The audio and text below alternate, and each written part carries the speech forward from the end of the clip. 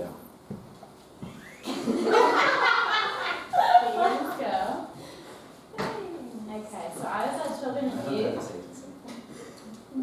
I was at Children and Youth. I am at Children and Youth.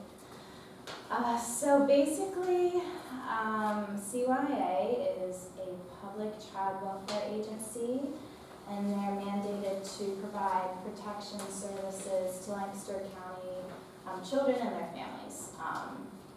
So the agency investigates reports of child abuse and neglect. They provide intervention services to address the safety threats that they get and to stabilize the family. And the mission of the organization is to address the safety, permanency, and well-being of children and youth at risk of abuse and neglect. So some of the services they have are foster care, adoption, parenting, education, information and referral, independent living program, investigation of abuse and neglect and ongoing protection services. So that's a little bit about the organization. What I've observed in these past couple of months, I've observed workers case noting, screeners mainly. The screeners are the ones who get the initial reports. So they decide whether to screen it in or screen it out based on what was reported. So I also observed multitasking.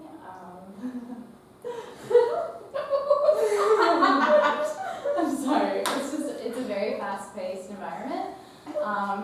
So yeah. So also problem solving, quick, what do we need to do to address this problem, and what are the resources we can utilize. I observed the importance of consulting a supervisor or colleagues. Just almost everyone who I observed in the office went to their supervisor and asked for help, or what do I do in this case? I also saw the importance of time management because a lot of the workers there have a lot of cases at once. So when I asked some of the workers what are some of their challenges or things that they struggle with, they said it's very important to manage your time. And so basically I saw a lot. I went to school visits, home visits, this thing called PPC, which is Permanency Planning Committee meeting. I saw a court day. I went to a training, and I shadowed abuse and neglect workers. So the impact on my learning, just how important time management is in a fast-paced environment. You can get bogged down easily, and some of the workers have told me that they needed to take on some cases because workers don't manage their time well, so it's very important for that job. Also, being competent about the resources services in Lancaster is really important, especially for making a quick decision, you need this service, or so that was what I saw. Also, the fact that a lot of these people that CYA workers work with have multiple factors that go along with their situation. So they'll have a person with a mental illness and a substance abuse and, you know, are homeless, like, in one person, like, yeah, so, and every case is different, so if a person with substance abuse is a separate case and someone else with a substance abuse, and it's like the same type of situation, the outcome could be totally different. So, also, I just saw the importance of like having good relationships with other professionals. So, like in the court system, you're working with the judicial system, and just having good relationships with those people because you'll be working a lot with them. I learned the importance of remaining calm under pressure because there's a lot of high intensity situations, or if there could be. So yeah, I've just observed very like calm behaviors. So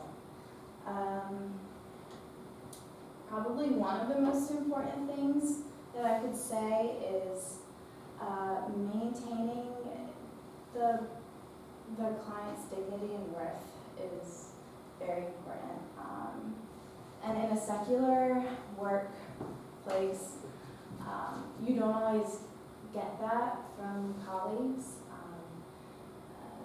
It won't always be their value to talk high, like to express positive ways.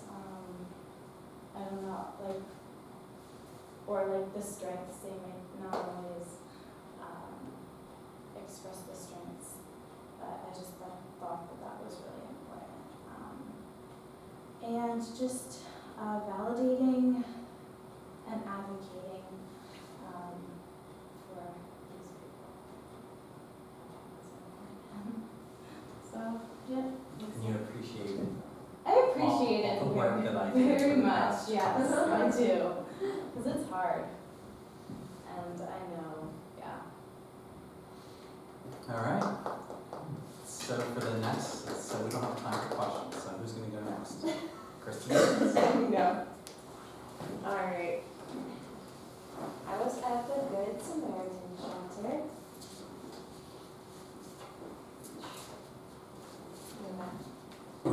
Okay. So an overview of the organization. The Good Samaritan shelter has a couple different locations. There's one in Phoenixville, but the one that I was at was in Ephrata, and that one helps homeless women and their children within the community of Ephrata. However, you don't have to live in Ephrata to use the services. There have been people from even different states who have come and been housed at the Good Samaritan shelter. So they provide transitional living and safe housing. So it's not an emergency shelter like 24-hour, oh, I need a home overnight. It's not that kind of place, but it's a place where women come, a lot of times on domestic violence backgrounds. They just don't have a place to live because they left their husband or their boyfriend, or they're fleeing their family, or for some reason they're homeless and they need a place to stay for a little bit. And it's a 6-month program, so while they stay there, they look for employment. There's a match savings program, so basically if they save, I don't remember the dollar amount, but they can save up to a certain amount. And if they do that within the 6 months, then Good Sam will give them that amount as well, so it kind of helps them out financially. There's a loan assistance program, so Good Sam will co-sign with the clients, or as they're called, guests, when they go to banks, because normally without that they wouldn't really be able to get loans just because of their credit and whatnot. So Good Sam helps them out in that way financially. And then just a fun statistic, 7 out of 10 people who are at the Good Sam shelter move into permanent housing. And then over half of them who have stayed at the Good Sam shelter find employment by the time they leave as well. And then some of their core values are compassion, faith, generosity, partnership, gratitude, and stewardship. So tasks that I observed and completed, I sat under case manager through different meetings, like goal settings. Each of the guests have weekly meetings with the supervisor. I observed my supervisor taking phone calls that set up for intake. I didn't actually see any of the intakes, but over the phone, she would ask questions like, where are you from, do you have children, do you smoke, and kind of going through that before they set up the intake interview. I watched clients be walked through the loan and match savings program. I watched clients apply for jobs, and my supervisor helped them out with that. Also applying for, actually they have this mentorship program, so they connect guests with mentors who will just sit down with them, and that usually involves like Bible studies or just like hearing their stories, someone to be there for them, to walk through employment with them and just stuff like that. I also participated in Extra Give with Good Sam, which was super fun because we were in the community and we like advocated for Good Sam and would just tell people in the community like what Good Sam is, ask them if they want to donate. So that was fun. It was kind of a test of my knowledge of Good Sam because when people are like, so what is a Good Sam? Oh boy, that's nice. If I want Good Sam to have any money. So yeah, I also went and visited some guests after, actually just one after she had been at Good Sam because she had to leave the program because she didn't necessarily follow through all the policies and procedures and she kind of timed out of the program. So she was in an apartment after, and my supervisor went over to bring her some basic necessities and just check up on her.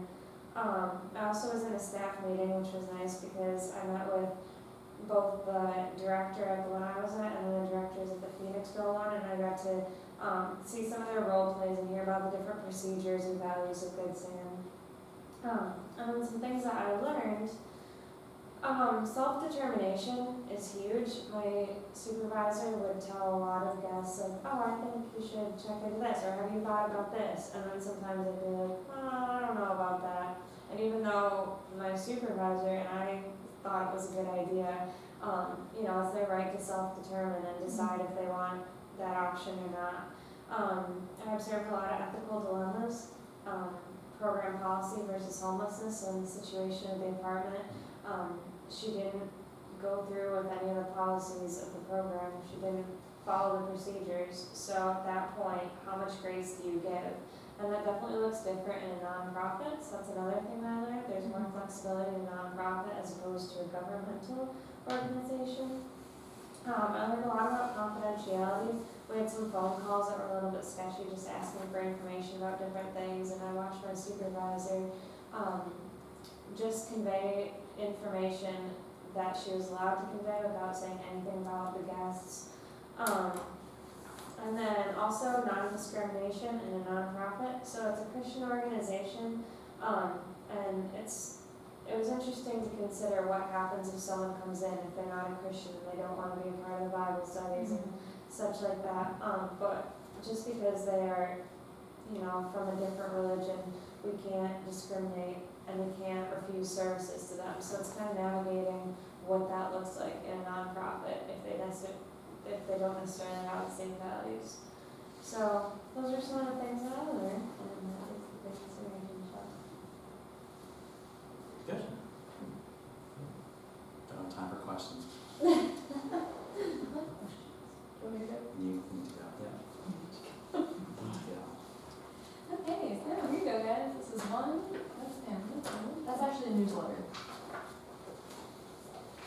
Do you want this or you already have it?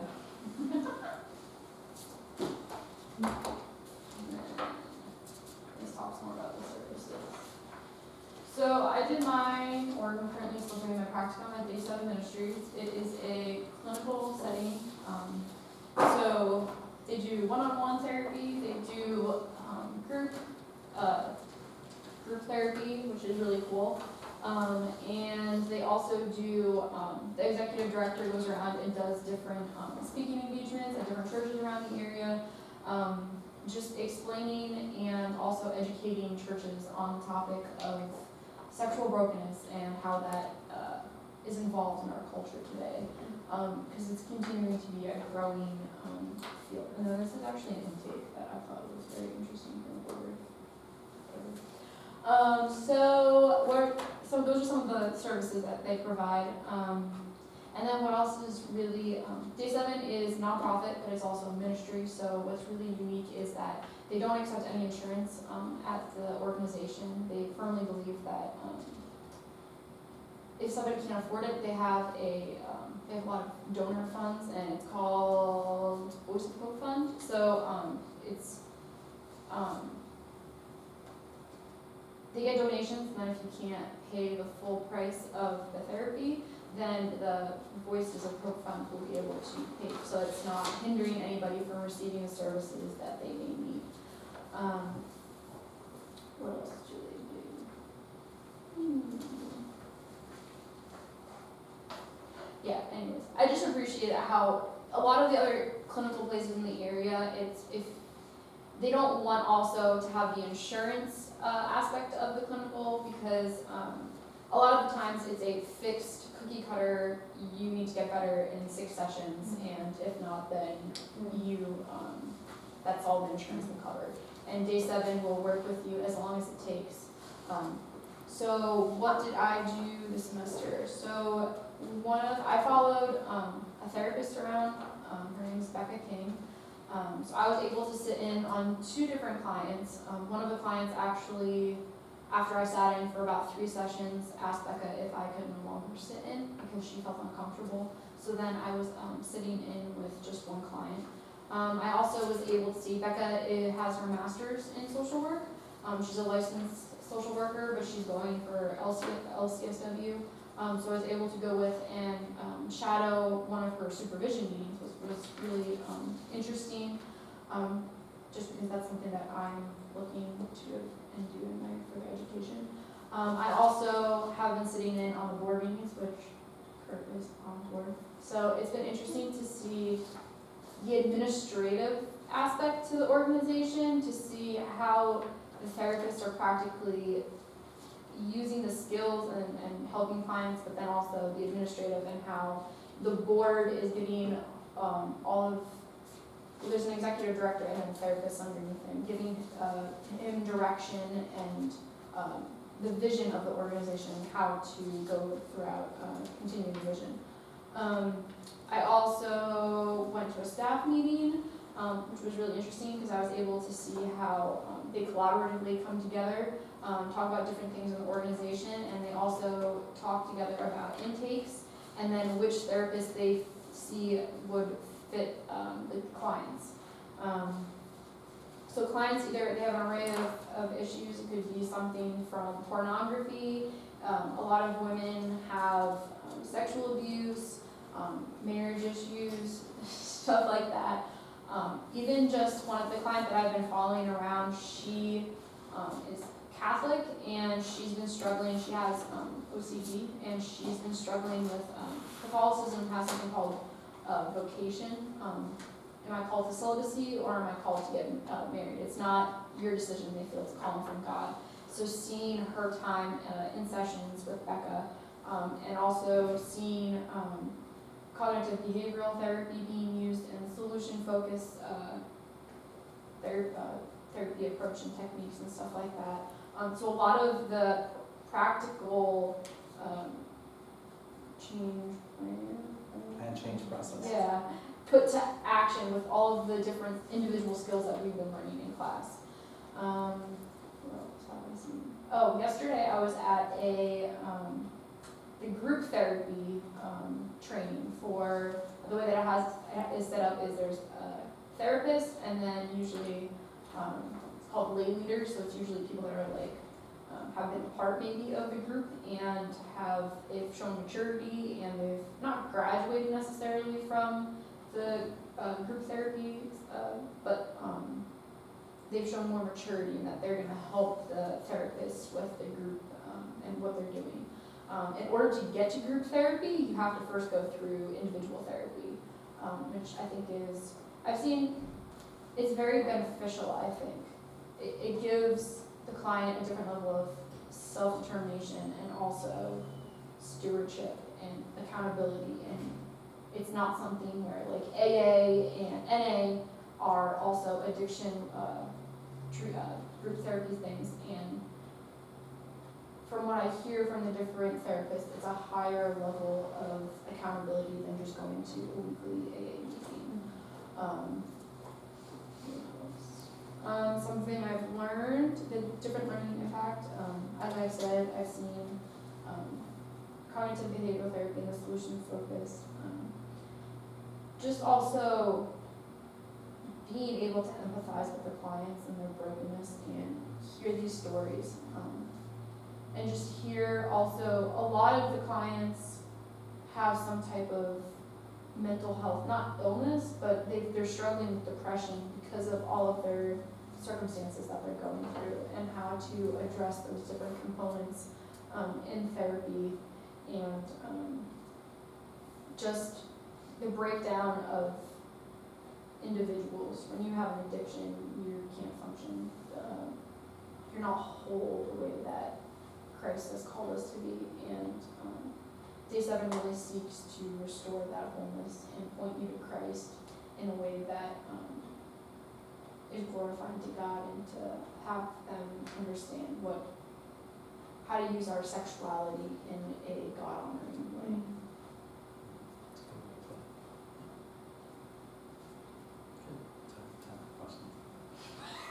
Lena. Okay, I was at Tel High this semester, and that's basically a retirement community. There are various areas that the residents live in. There's a completely independent place where they have their own apartment and could be living with a spouse, or they could be living in a room with a roommate, and they would have 24-hour service from a nurse. Those are usually people who have medical issues. That's the healthcare center, and I was mainly shadowing social workers there in the healthcare center. Yeah. This is just some of the stuff that they have to fill out. One social worker mainly dealt with You're working with the elderly, and I can't even see it. that's actually, that is one of the forms they have to complete almost daily. It's assessments on their, It's the MDS, it's called the MDS? yeah, it's assessments on their preferences, their pain levels, their mood, Yeah. testing their memory. And that has to be completed when they are either, it has to be done annually, quarterly, and if they have a significant change in either like mental process or physical behavior. So yeah, that's a very important part of their job.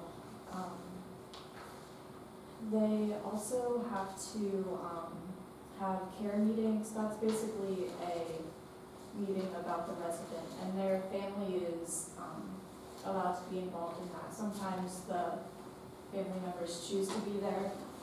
But basically they just go over what the resident is doing currently. Sometimes therapy is involved.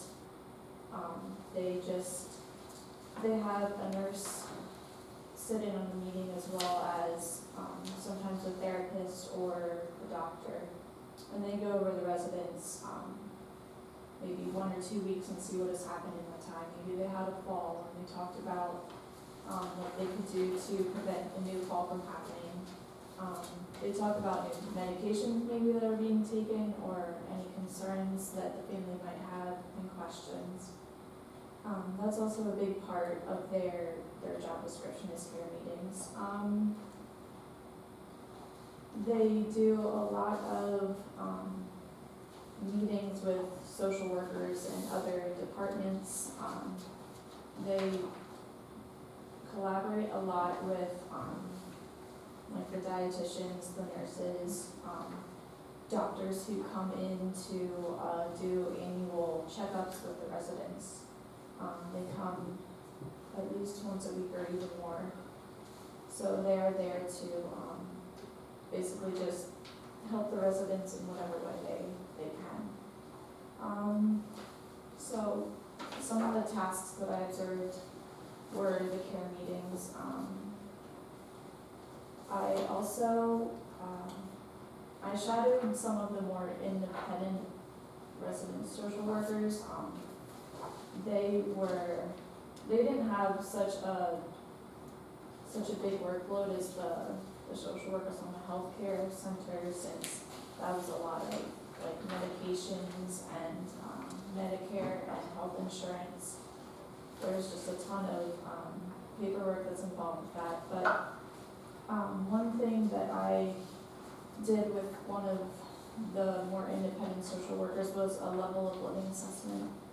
And in that they do that to make sure that the resident is in the department or the area that they need to be in. If they have had a change of mental status, or they had a fall and they want to live in their apartment but they're not really able to do that because they need supervision. So it's looking out for the care of the resident and just making sure that they can get the best help possible to go back to where they want to be. If they want to be back in their apartment with their spouse or just living independently, that's what the assessment is for, to make sure that they can get help before they go back to where they want to be. With the social workers in the healthcare center, there's a lot of talking with insurance companies and Medicaid. They really try to take all of that weight and pressure off of the individuals, especially when they don't have a lot of family involved. And they really they advocate for the clients there, especially when their money runs out or something like that. They try to keep the individual as comfortable as possible in the area that they're at for as long as they can. So they really they try to hold their preferences and their wishes to the best of their ability, and they really do value like the dignity of each person, even if they are like out of their mind in a dementia way. They still try to give them the best care possible, and they really do care about all the individuals there. I've seen that through their meetings and everything. So they really try to help people the best they can, and they have a lot to do there, but they really try to do the best they can for each person. Did you know Tell Hi before you and I talked? Did you know? I haven't. That's a good purpose. All right. Okay. So this is one for their family living. I went to PA Child in York County, so they actually have like a kitchen and stuff there. So this is more like independent living, which they're trying to get more involved with. But they like have them over and they cook meals and stuff like that. And this is grocery. Is that yours? I have other stuff. He has t-shirts. You They have the gave me merch. t-shirts. Are you Yeah! I wonder Wait, are you giving us t-shirts? Yeah, they gave me 10 Are you kidding? Holler at Free t-shirts is my favorite Mine thing. too. Wow, And then too. I have hand for Wow. real? sanitizer and pens and chapstick. Yes. Merch. They gave me it all. I said, can I get brochures? And I came and they had a bag. What? Alright. Wow. Look at us. So there you go. Okay, We're so homeless. PHI was founded for the purpose of taking care of the most vulnerable members in society by supporting their family resources, staff, and communities so everyone can reach their highest potential. So PHI does resource, kinship, permanency, and then the family living, which is the second brochure I gave you. It really is like a big family at PHI, honestly, and just like how they interact with their resource parents was good for me to see. Like, they're just very open about everything. Like, if somebody needs something, Gary and the supervisor's like, just call me, like, I'm open to anything. So they do all of that there, and then my experiences is I got to go to court a lot. I was probably in court 6 times. So just with that, for like my own learning, just little stuff like where to park in the city. You can't take your phone into York County, but you can take it into Lancaster. Just stuff like that that's gonna be useful for when I'm like doing an internship or something. I got to go to a home visit for permanency, so it was kind of cool that I got to go to court for these 2 girls that were debating on being adopted. And then I didn't know it, but then I actually got to go to the home visit for their permanencies. And I didn't know it until I got there, and I was like, oh, like it was kind of cool to see it all together. Like I got to go to court, see that whole thing, and then the permanency.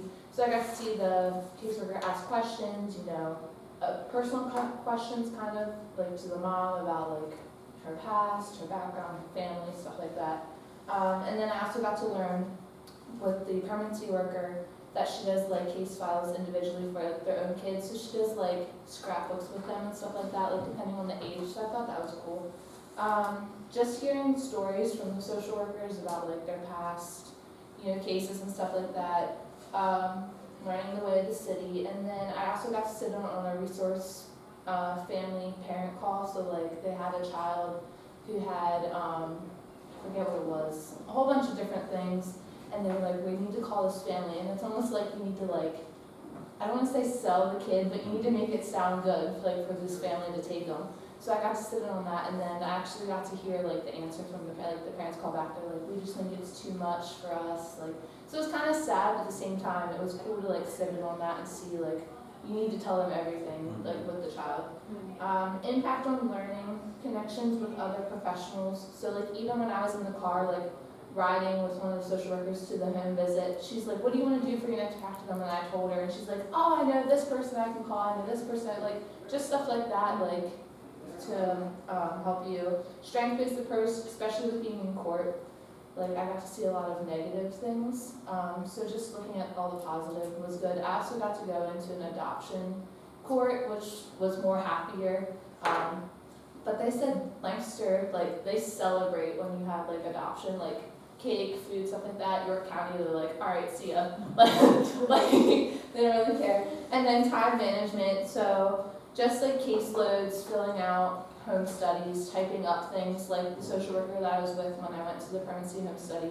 She had to write everything out, and like she just kept pulling out papers and just writing everything down. And she's like, I have to go back and type this all up and put it in the file. And this, like you have 60 days to do this, and you know, like every 90 days you have to go to court, and it's just a lot. So that was practicum. Well, thanks for the merch. I appreciate No that. problem. Yeah. I texted Gary and I said, is it okay if I come and pick up brush toys? So I go.